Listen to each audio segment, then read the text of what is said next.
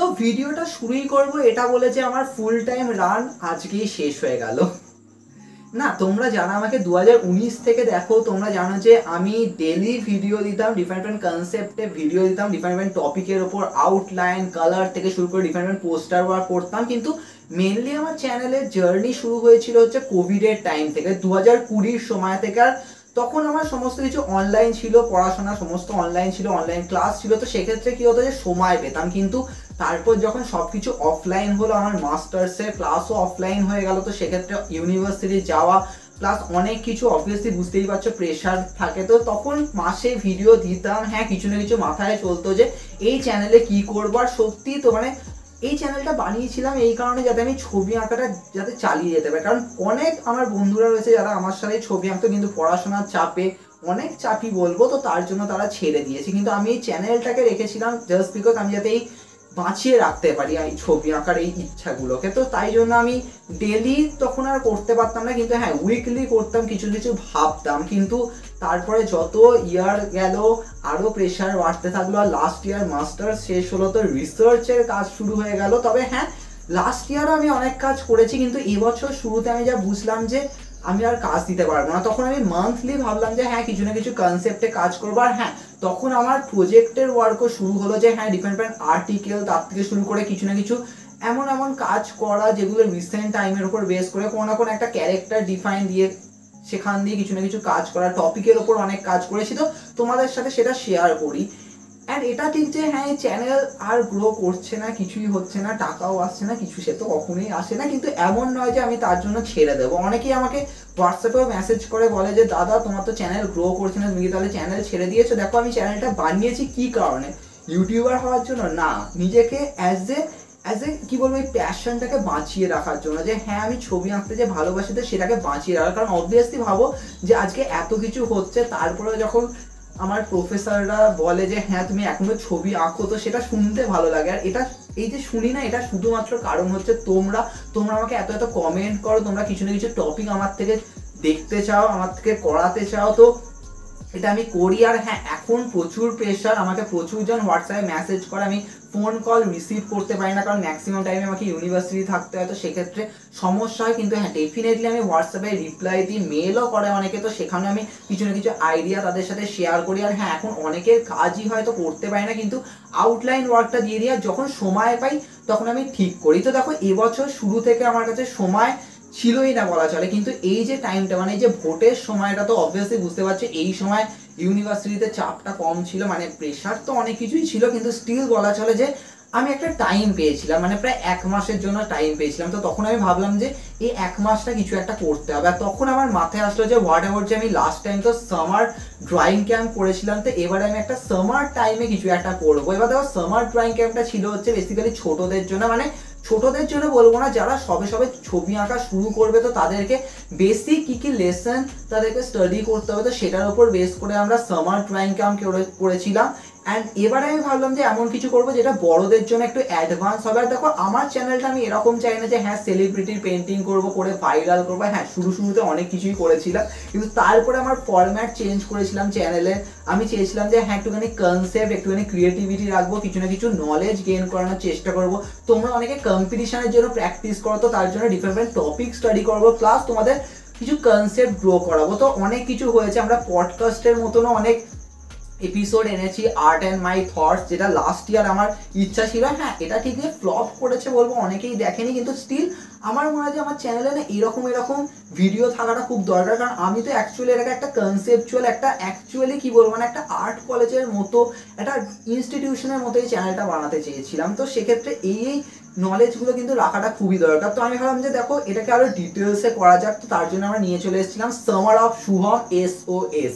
তো প্রথমে আমার মাথায় আসছিল যে এটার নাম কি দেবো, তো হঠাৎ করে ভাবলাম যে সামারও রাখতে হবে, তারপরে কিছু একটা রাখতে হবে। লাস্ট টাইম তো সামার ড্রয়িং ক্যাম্প করেছিলাম, তো ভাবলাম যে তার কি সিজন 2 করে দেবো। তো তারপর ভাবলাম যে কিছু মাথায় হঠাৎ করে আমার না SOSটা ফার্স্টে মাথায় এসেছিল, সেখান দিয়ে সামার অফ শুভম চলে এসেছিল, তো সেখান দিয়ে আমরা নিয়ে চলে এসেছি। হ্যাঁ এই নামটা শুনে অনেকেই হয়তো দেখবে না, এটা জানি, তো তোমরা ঠিক আছে যারা দেখবে না ঠিক আছে, বাট এনিওয়ে আমরা সামার অফ শুভমকে এইভাবে প্রিপেয়ার করেছিলাম যে কিছু কনসেপ্ট থাকবে, কিছু ক্রিয়েটিভিটি থাকবে, আর কিছু তোমাদের কি বলবো মানে তোমাদের কিছু ইনকোয়ারি, তোমাদের কিছু কনফিউশনের উপর বেস করে এই সিরিজটা হবে। তো আমরা অলমোস্ট 28 ডেজের এই সিরিজটা বানিয়েছিলাম। অবভিয়াসলি স্টার্ট হয়েছিল মের ফার্স্ট উইক থেকে, মানে অ্যাকচুয়ালি 5th মে থেকে স্টার্ট হয়েছিল, 1 জুন অবধি, কালকে শেষ হয়ে গেল। তো পুরো সিরিজটাকে আমি ভেবেছিলাম যে হ্যাঁ কনসেপচুয়ালি রাখবো, প্লাস তোমাদের কি দরকার সেইগুলো আমরা দেবো।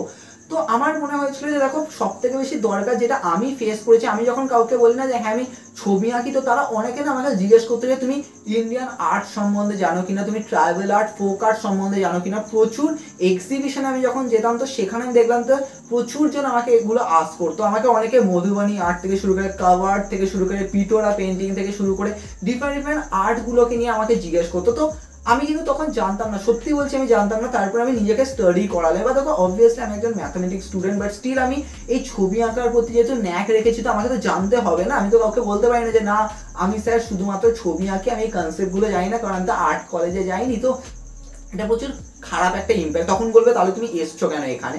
তো আমাকে তখন নিজে থেকে প্রিপেয়ার করতে হয়েছিল, এই নলেজগুলো গেইন করতে হয়েছিল। অ্যান্ড দেন আমি ভাবলাম যে এগুলো তোমাদের সাথেও শেয়ার করি। তো তার জন্য আমরা এই সামার অফ শুভমের প্রথম পার্টটা রেখেছিলাম হচ্ছে tribal art and folk art. Basically আমরা ইন্ডিয়ান আর্ট সম্বন্ধে ডিসকাস করেছিলাম। সেখানে আমরা প্রচুর ইন্ডিয়ান আর্টকে নিয়ে কথা বলেছিলাম, কিন্তু হ্যাঁ আমি হাইলাইট ডিসকাশন করেছিলাম, কারণ আমি জানি যে অনেকেই আছে যারা ছোটো, তো তাদের মাথায় অত ডিপ নলেজ আসবে না। অবভিয়াসলি তোমাদের তখন বোর্ড ফিল হবে। তো আমি খুবই সিম্পলভাবে স্টাডি করিয়েছিলাম তোমাদেরকে, জাস্ট তার অরিজিন, তার থিম, তার টেকনিক সম্বন্ধে ডিসকাস করেছিলাম। কারণ তোমাদের না এগুলো মাথায় রাখতে হবে, কারণ হতে পারে যে তোমরা হয়তো কোনো কুইজ কন্টেস্টে গেলে তো সেখানে জিজ্ঞেস করবে, কিন্তু যখন বড় হবে হয়তো কোনো একটা এন্ট্রেন্স এক্সাম দিচ্ছ আর্ট কলেজে অ্যাডমিশনের সময়, তো তখন এই নলেজগুলো কিন্তু আসবে অবভিয়াসলি। তো সেগুলো কিন্তু তোমাদের মাথায় রাখা দরকার। অবভিয়াসলি তোমরা ফাইন আর্টসের এক্সাম দাও, তো সেখানেও থিওরি পোর্শনেও কিন্তু এগুলো আছে। তো এইগুলো তোমাদেরকে জাস্ট একটুখানি হাইলাইট স্টাডি করানোর জন্য আমরা নিয়ে এসেছিলাম এই সামার অফ শুভমের প্রথম পার্টটা। তো তবে হ্যাঁ তোমাদেরকে বলবো যে তোমরা যখন ওই সিরিজটা দেখবে তখন নিজেরা না দেখার সাথে সাথে সাইডে একটা নোট ডাউন করে রাখবে যে হ্যাঁ কি কি আমি বললাম, কোন আর্ট, তার যে অরিজিন, তার থিম, তার টেকনিক সম্বন্ধে কিছু হাইলাইট পয়েন্ট রাখবে, কারণ সেগুলো কিন্তু তোমাদের মাথায় রেডি রাখতে হবে। যে হ্যাঁ দেখো আমি ওখানে কোনো বড় প্রচুর কিছু আমি ডিসকাস করিনি, খুবই সিম্পলভাবে করেছিলাম। তবে হ্যাঁ তোমাদেরকে আমি বেশ কিছু বুক রেফার করেছিলাম, আমি তোমাদেরকে বলেছিলাম তোমরা ওই বুকগুলোকে স্টাডি করবে। হ্যাঁ এটা ঠিক যে তোমরা যারা বড় তাদেরকে বলবো এই বুকগুলো স্টাডি করতে, কারণ যারা ছোট তারা অলরেডি প্রচুর বই পড়ছো, তো এবার মাথায় চাপ হয়ে যায়, বলবে দাদা তুমি কী সব করাচ্ছ। তো সেক্ষেত্রে আমি বলবো যে হ্যাঁ বুকগুলো পরে গিয়ে স্টাডি করো। আমি কিছু বুক তোমাদেরকে দিয়ে দিয়েছি, ওগুলো কিন্তু যথেষ্ট ডিপ কনসেপ্টের বুক, কিন্তু হ্যাঁ তোমরা ইজিলি সেগুলো ডাউনলোড করবে, প্রিন্টও করিয়ে নেবে। এগুলো তোমাদের রাখাটা কিন্তু খুব দরকার, তাহলে কিন্তু আমাদের ফিউচারে এগুলো খুব কাজে লাগবে। তো আমি বেশ কিছু বুক তোমাদের দিয়ে দিয়েছি, তোমরা দেখবে যে ওই ভিডিওগুলো ডেসক্রিপশানেও রয়েছে, আর এই ভিডিওটা আমি ডেসক্রিপশানে দিয়ে দেবো। তো তোমাদের কিন্তু এগুলো স্টাডি করতে হবে, এমন নয় যে ভিডিওটা দিলাম তোমরা জাস্ট দেখলে হয়ে গেল। তো এগুলো কিন্তু নিজেদের মধ্যে প্রিপেয়ার করার চেষ্টা করো। তো এটা ছিল আমাদের হচ্ছে ফার্স্ট পার্টটা। সেকেন্ড পার্টে আমরা রেখেছিলাম হচ্ছে হিউম্যান ফিগার স্টাডি, কারণ আমার মনে হয়েছিল যে হিউম্যান ফিগার স্টাডিটা অবভিয়াসলি মেজর পোর্শন ড্রয়িং শেখার সময় কিন্তু খুব দরকার হয়। আর প্রচুর স্টুডেন্ট কিন্তু হিউম্যান ফিগার স্টাডি করতে পারে না। প্রচুর স্যাররা এটা বলে যে একজন স্টুডেন্ট প্রচুর ভালো পোর্ট্রেট করতে পারে, প্রচুর ভালো ল্যান্ডস্কেপ করতে পারে, কিন্তু হিউম্যান ফিগারের যে একটা বেসিক যে পশ্চার, একটা হাত পায়ের যে ভঙ্গিমা, মুখের যে এক্সপ্রেশন, সেগুলো ধরতে পারে না। তারা ক্যারেক্টার ডিফাইন করতে পারে না একটা সাবজেক্টিভ ড্রয়িংয়ে।